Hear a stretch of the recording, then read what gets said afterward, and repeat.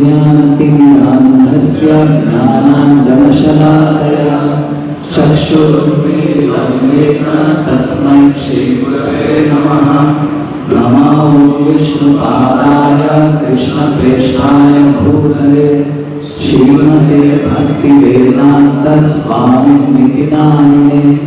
नमस्ते सारस्वते देवे गौरवाणी प्रचारिणे निर्विशेषा शून्यवादी पाश्चात्यदेशतारिणे। जय श्री कृष्ण चैतन्य प्रभु नित्यानंद श्री अद्वैत गदाधर श्रीवासादि गौरभक्तवृंद। हरे कृष्णा कृष्ण कृष्णा हरे हरे, हरे Ram Ram Ram Hare Hare.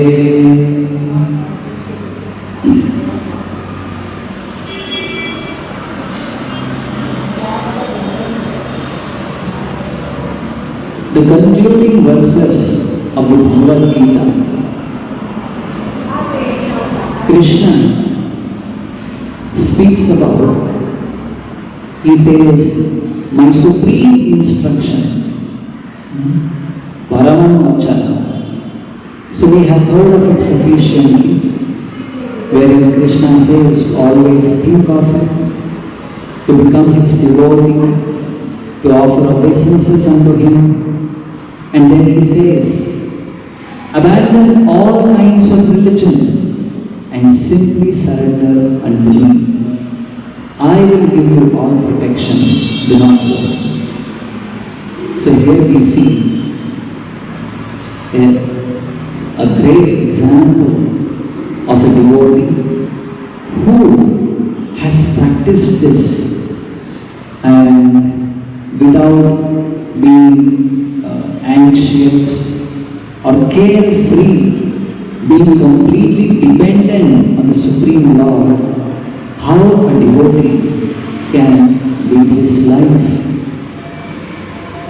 So there, in the purport to that verse, Sarva-dharma parityajya, Srila Prabhupada quotes a verse from Hari Bhakti Vilasa of Sanatana Goswami, stating the 6 principles of surrender.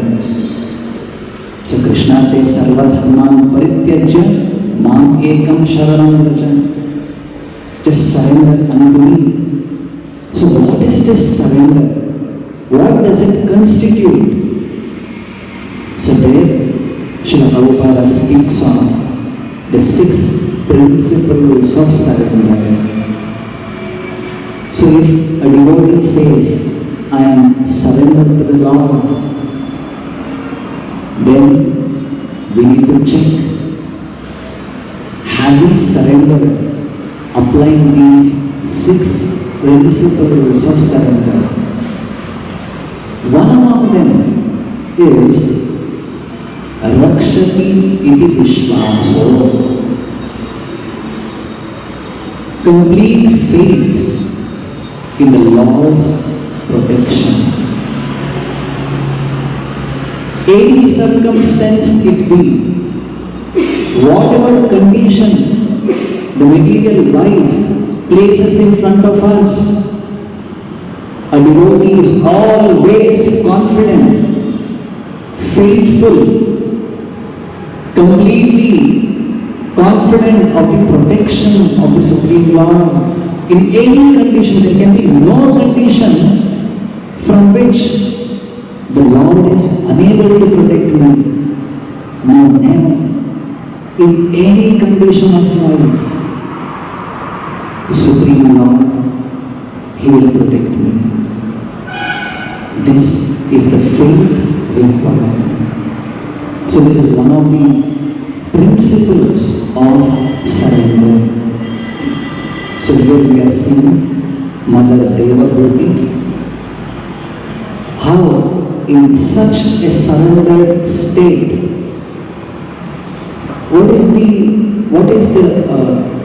what's going on in her mind and her external activities, what can we see?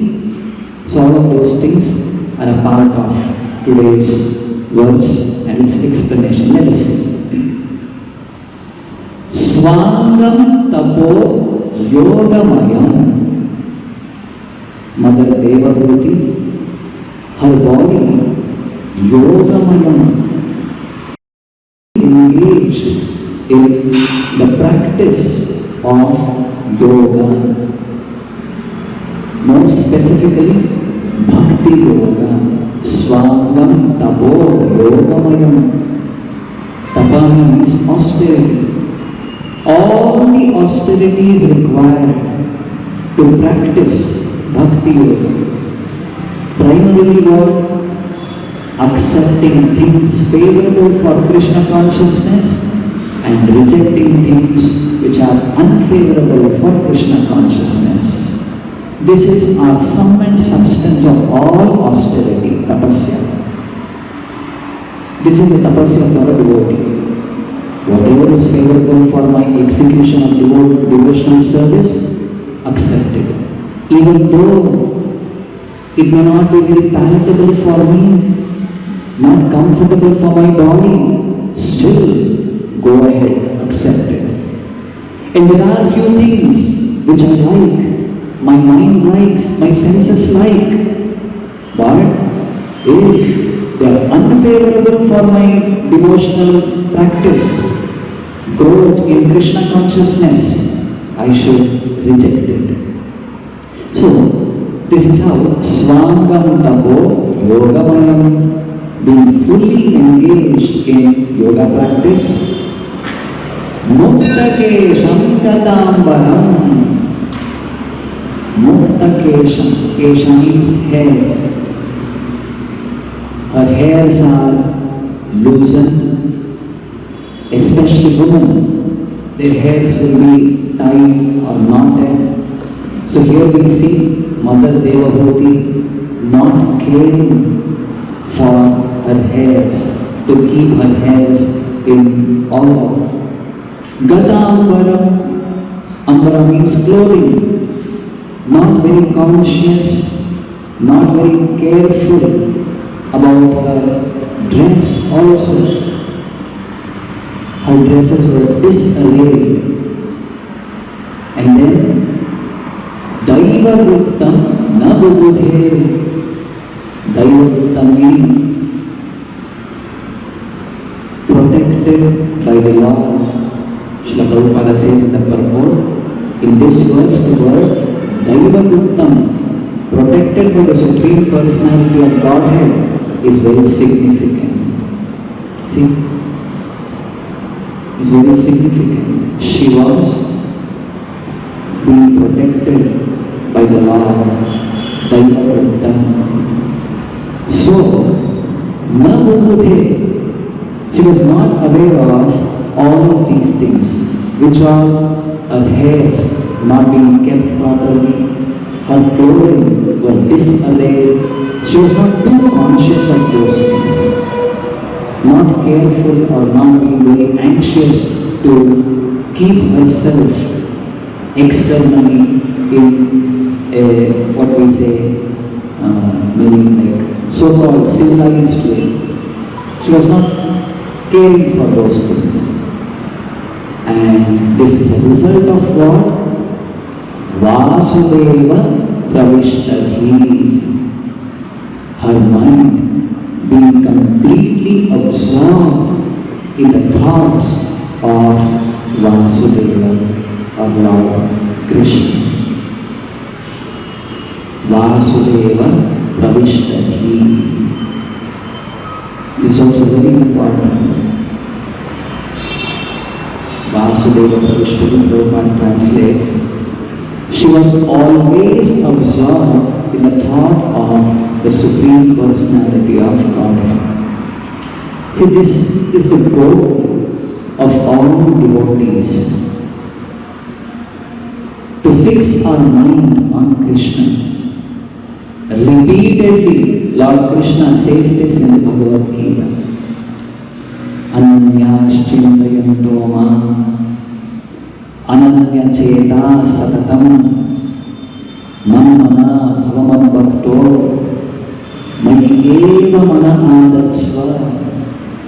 repeatedly the Lord speaks about this. This, as a devotee, we should be aware of this goal. And here we find Mother Devahoti, who has reached that stage of being completely absorbed in the thoughts of Krishna. So now we are telling, yes, this is our goal. So Mother Devahoti, she has reached that stage. So if we also as sadhakas want to reach that stage, what are we supposed to do? Just follow in the footsteps of Mother Devahoti. So if we recollect the past, what all did she do? She was the daughter of the king Swayambhuva Manu. She sacrificed all the royal comforts. Are we able to do that? We should check for ourselves. Okay, after sacrificing all the royal comforts of her father, she came to the ashram of Kardamamuni, and all kinds of menial services she started rendering to her exalted husband Kardamamuni. So we should check for ourselves. Are we doing that? Are we rendering all kinds of services? Specifically, all kinds of menial services are we ready to do for our spiritual master? And then her husband left home. Then she was there with her son, and she took all kinds of elaborate discourses she heard from her great son, Lord Kapila. So we should also hear regularly from our spiritual master. So like this, if we can also follow in the footsteps of Mother Devahoti, then yes, surely we will also come to the stage which Mother Devahoti reached, which we have seen in today's verse. Vasudeva Pravishtadhi, the mind being completely absorbed in the thoughts of Krishna.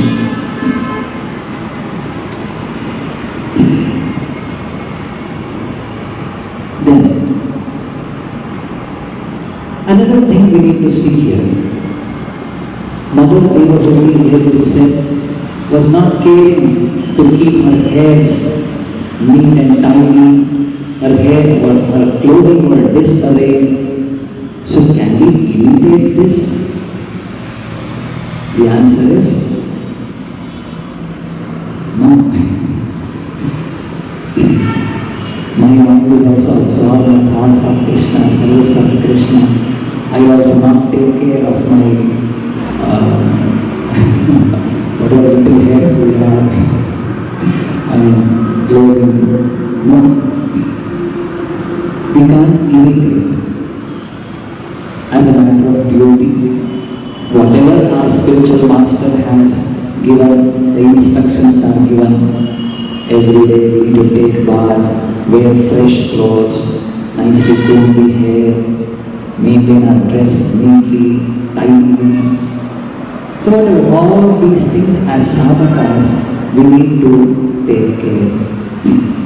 We can't imitate the devotees who have reached that platform. Just like Sanatana Goswami, he couldn't mind the blisters on his feet because his mind was so absorbed in the thought of going towards Chaitanya Mahaprabhu. Mahaprabhu has called me and he is running towards him. He didn't even care for the blisters on his feet. So we have not reached that platform. Or like Haridas Thakur, he was being beaten in 22 marketplaces. Still, he did not give up chanting the holy names of the Supreme Lord. So, we cannot imitate these exalted devotees. We need to, as a matter of duty, follow the instructions given to us. A stage will come when, as a natural progress, in the natural progression of our devotional life, so these higher stages we can come to. So a devotee cannot imitate these things. So I will also not take care of my clothing, I will not take care of my body. It's cold, we need to wear sweater, cap and take care of all these things as a matter of duty we need to do. In spite of caring so much, still if some problem happens, then it's beyond our hands. As a matter of duty, whatever is required for the protection, maintenance of the body, a devotee should do it. Because it is the yantra or the machine or the vehicle through which we have got the opportunity, especially this human form of life. We have got this opportunity which is meant to, or this vehicle, this human body is suitable enough to be offered in the service of the Lord. Any other animal body, bird body, insect body, devotional practices would have not been impractical for us. But this human form of body is best suited for us to render devotional service to the Lord. So whatever as a matter of duty required, we need to give protection, maintain this body also. What's the other extreme of this? The Bhagavatam says, Deha Patya Kalatradishu Atma Sainyeshu Asatsu Api Tesham Pramatto Nidhanam Pashyannapi Na Pashyati. When a person starts thinking, oh, I am in this body, taking care of this body is the prime necessity of my life, prime duty of my life. And for this purpose, I get married, my wife, she will help in taking care of my body, and then I have children who will give protection, they will act as Atma Sainya, like soldiers, they will be available at my command for my protection. I will earn money, I will construct a house, lot of bank balance I will have a circle of friends and aristocratic relatives who will all be there for my protection, who will take care of me. Tesham pramatto vidhanam pashyan apina pashyati. None of those people can give us real protection. Our bank balance, so-called relatives, even family, whatever people, wealth, none of these things. It is only the Supreme Lord who can give us protection. So that protection may come through any one of them also, that's also there. But ultimately, we are all dependent for our maintenance, for our protection on the Supreme Lord only. This is Rakshati Iti Vishvasana, being fully confident of the Lord's protection.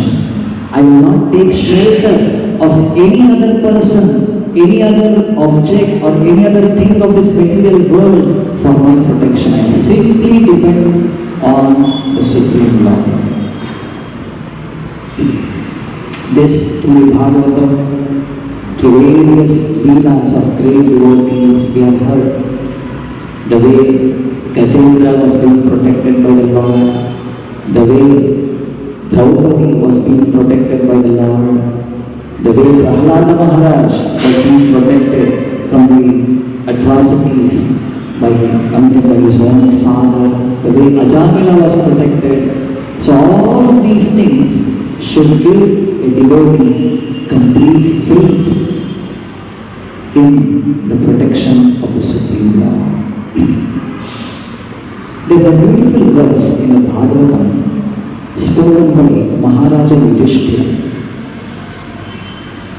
This was in the context when Arjuna was sent to Dwaraka to find out, to check what's happening in Dwaraka after Maharaja Yudhishthira. Continuously he experienced different kinds of bad omens. So Arjuna was sent and Arjuna comes back and Yudhishthira Maharaja inquires, How are Krishna and Balaram?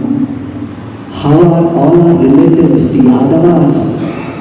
How are they situated in Dwaraka? So he's going on asking questions. Arjuna is silent.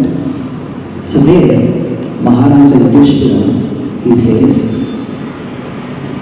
Mangalaya cha lokana, kshemaya cha bhavaya cha, aste yadukulam bodha, adyo ananta sakah kumam.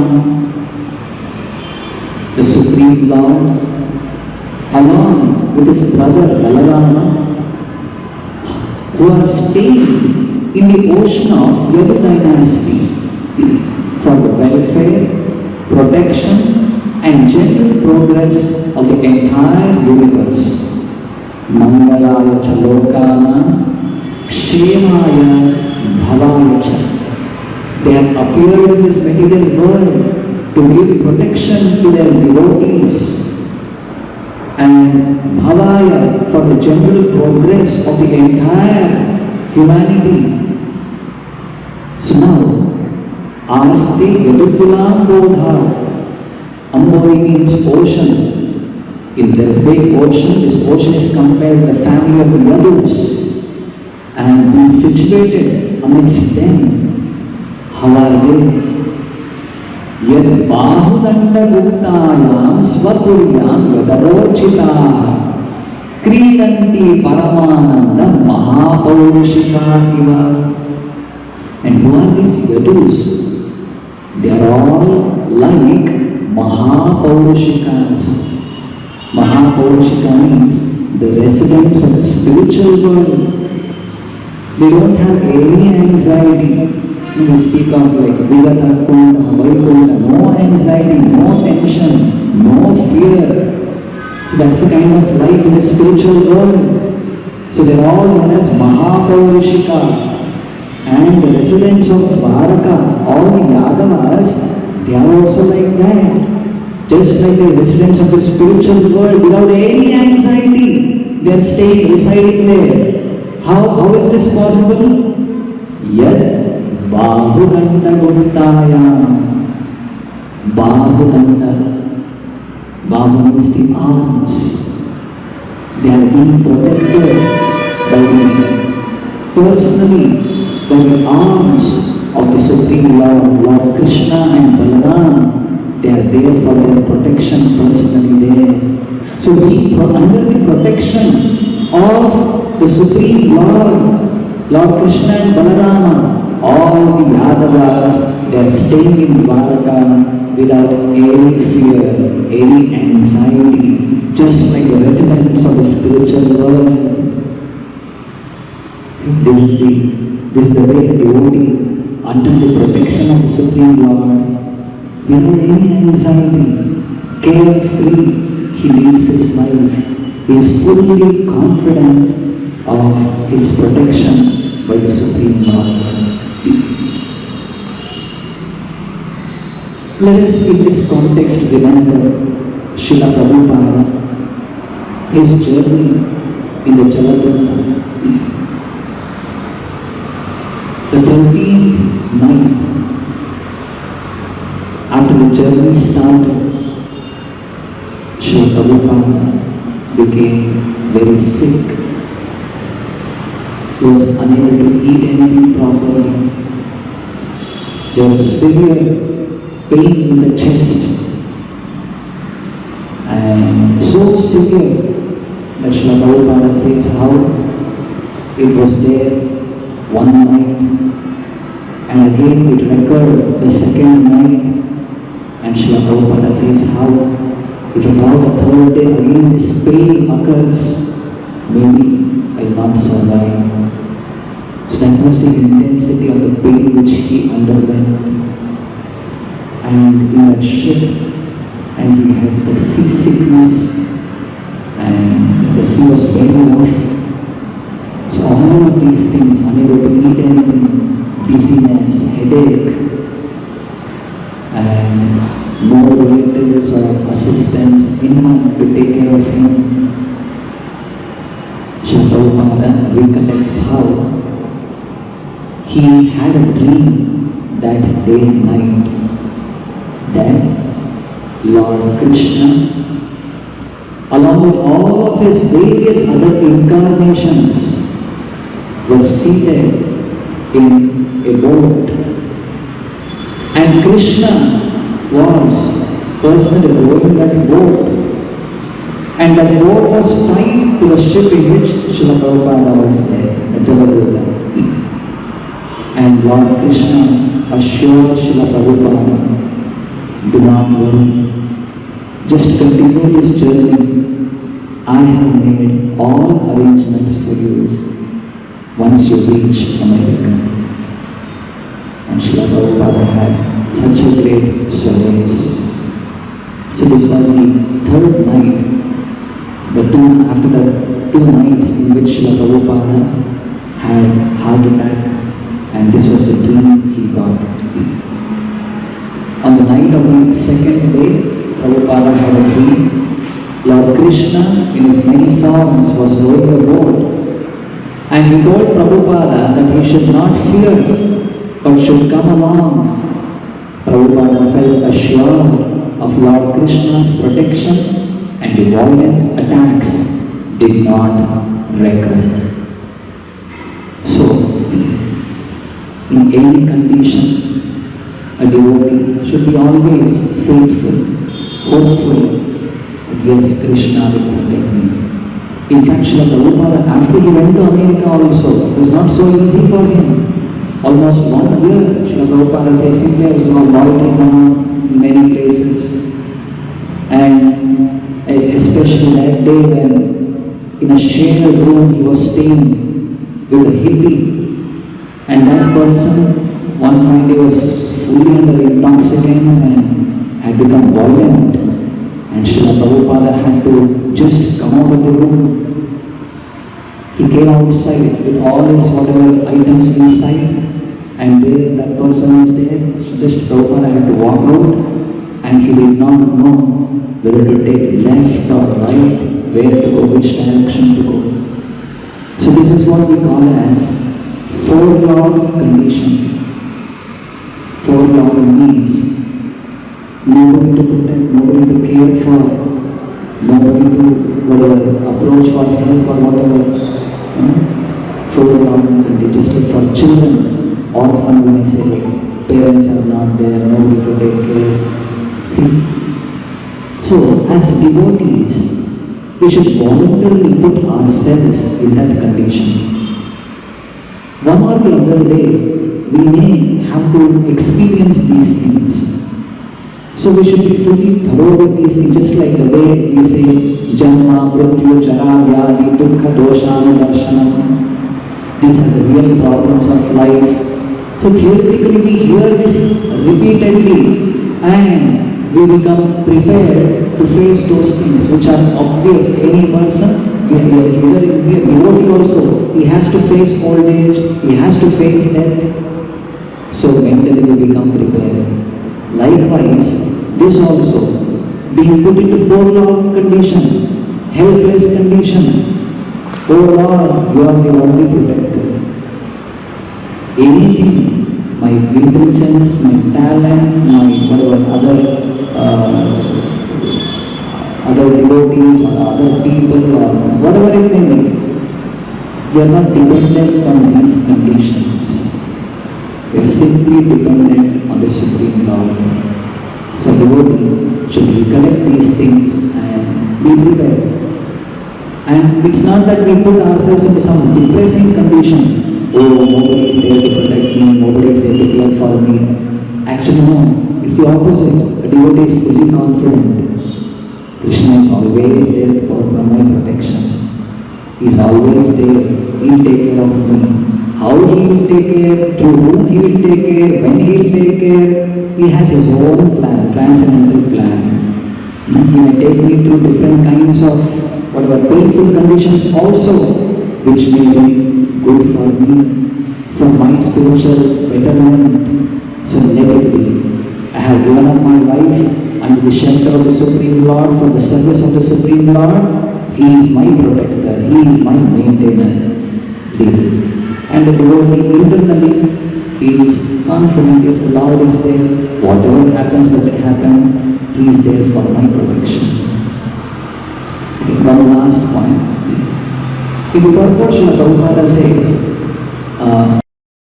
quoting this reference from, it is said in the second chapter, second canto of Srimad Bhagavatam, that a fully surrendered soul has no anxiety about the maintenance of his body.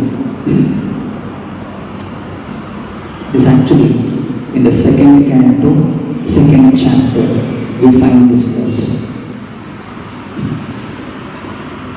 Chirani kim patina santi vishanti bhiksha naivangripa parabrita saritopya shushyan ruddha guha kim ajugovati nopasanna kasma bhajanti kavayo danado madandha.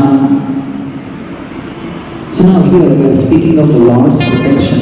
A devotee should be confident. Yes, that's the internal mood what a devotee should have. Externally, how he is supposed to act based on these principles, here we find Chaitanya Mahaprabhu's philosophy speaks of Vairagya Vidya. Here in this verse of the Bhagavatam, it more specifically is for like sannyasi, as a renunciant, how he should lead a fearless life. And this is of course very much applicable for devotees also.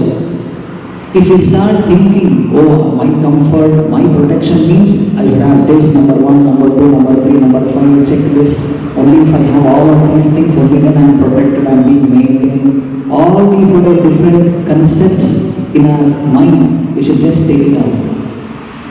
Actually, what do we require? The bare minimum necessities. If we are not aware of these things, then we become dependent. So how a carefree life, renunciant, he should be, this verse speaks of it. Chirani kim patina santi. Are there no torn clothes lying on the common road? Where I want to maintain myself means nice clothing I should have, for that money is required, or whatever different things are required. No, don't depend on that also. Are there not some clothes lying on the street? You can just walk around and pick them up. Especially nowadays, in many places you can find them near some. And especially if you go backside of our temple towards the graveyard and practically I have seen some clothing here and there will be left there. Are there no torn clothes lying on the common road? You can just pick it up and use it. And then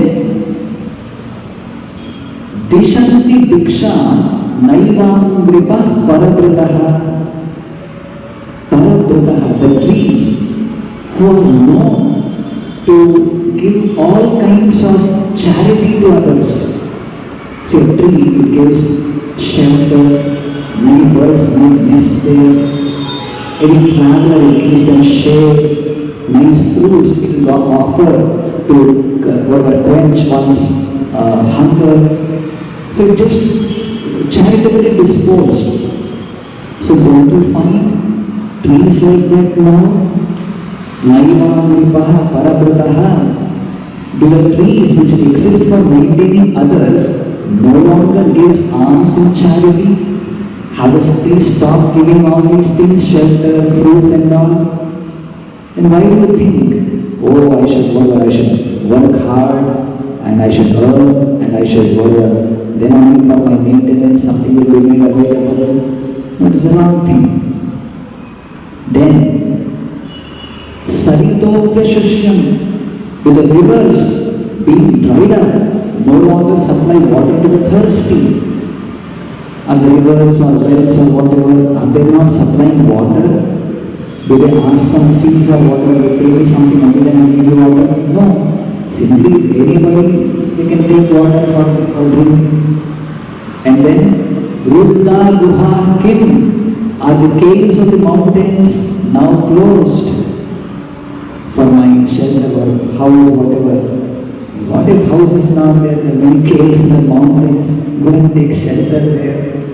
And then, Ajulo Avati Novasanna, or above all, does the Almighty Lord not protect the fully surrendered souls? Has the Supreme Lord stopped taking care of His surrendered devotees? Because the Lord, He is the maintainer, He is the protector of the entire world. He provides for all living entities, including like insects or worms or animals we speak of. Everyone is being cared for, being protected, being maintained by the Supreme Lord. And such Supreme Lord, has He stopped maintaining His own devotees? No. Why then do the learned sages go to flatter those who are intoxicated by hard-earned wealth? So, there is no requirement for us to take shelter or seek for our protection to anyone apart from the Supreme Lord. The Lord will maintain us, He will protect us. This is the confidence a devotee should have. So with this we conclude. Srimad Bhagavatam ki, Srila Prabhupada ki,